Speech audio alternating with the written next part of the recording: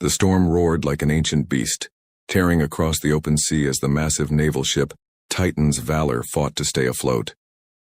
Waves the size of mountains slammed against its hull, and lightning split the sky with terrifying beauty. Inside the control room, alarms screamed like dying voices, red lights flashing against the anxious faces of the crew. The ship's mighty engine, the heart that powered their survival, had failed.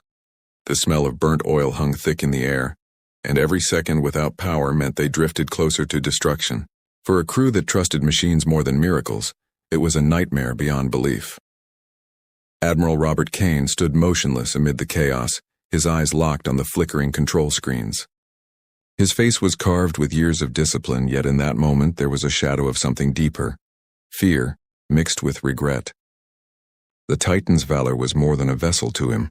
It was a symbol of everything he had built, commanded, and sacrificed for. And now, as engineers ran from console to console, shouting reports he didn't want to hear, Robert realized that all the expertise and all the technology in the world couldn't save them. The engine had gone silent. The storm had taken command. Dozens of the Navy's best engineers tried everything: reboots, manual overrides, emergency bypasses, but the ship wouldn't respond. Each failed attempt drained what little hope remained. One officer approached with trembling hands and whispered, "Sir, we've tried all known protocols. The main drive's core is completely unresponsive." The Admiral didn't reply. His mind drifted far away, not to a manual or command order, but to a face he hadn't seen in years. A woman with sharp eyes, steady hands, and a mind that once changed everything he thought he knew about machines and about himself. Her name was Dr. Evelyn Shaw. Years ago, she had been the Navy's youngest chief engineer, a genius whose innovations had saved countless missions. She and Robert had worked side by side, sometimes arguing, often laughing, always creating. But something had broken between them, something that neither duty nor time could repair. She left the Navy quietly one night after a dispute over a project that risked too many lives for too little gain.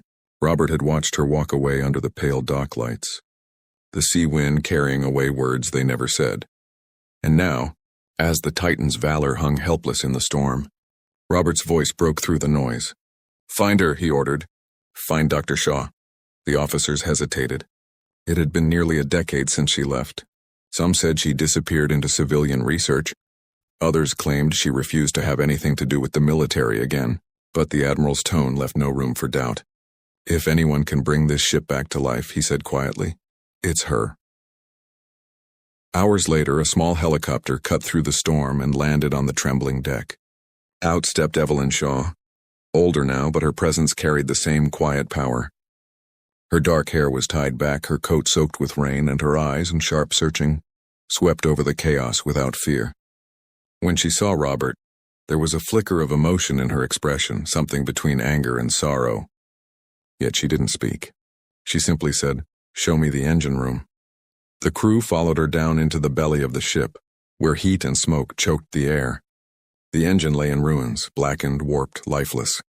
Evelyn knelt beside it, her hands brushing over the twisted metal, her eyes narrowing as she listened. Not to sound, but to silence. For her, machines had a language of their own, and this one was whispering something no one else could hear. She worked without hesitation, stripping away panels, tracing circuits, reading patterns others had missed. The engineers watched in awe as she dismantled the heart of the ship, piece by piece, her movements guided by instinct more than logic. Hours turned into a blur of sparks and shadows. Robert stood silently watching her command the room. The storm outside raged on, but inside something else was stirring. A flicker of hope.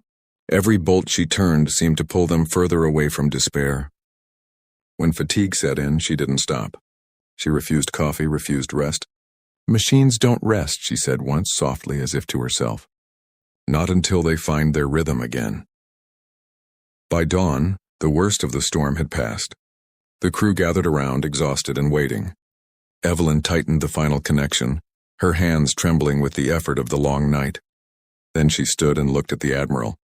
"Try it now," she said quietly. Robert gave the signal. The control room held its breath as the ignition sequence began. For a moment nothing happened, then a deep, powerful hum filled the air.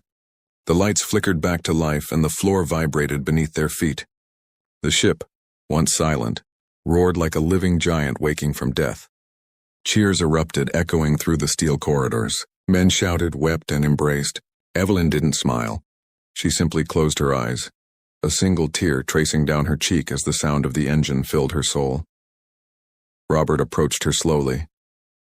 "You did it," he said, but she shook her head. "No," she whispered, her voice breaking. "We did it, years ago. You just forgot how much trust matters between a machine and the people who built it." Her words carried a deeper meaning, one that reached far beyond the ship's hull. He understood then that this wasn't just about a broken engine. It was about all the unspoken things between them: pride, distance, regret, finally finding repair. When the Titan's valor reached safe waters, the morning sun cast gold across the sea.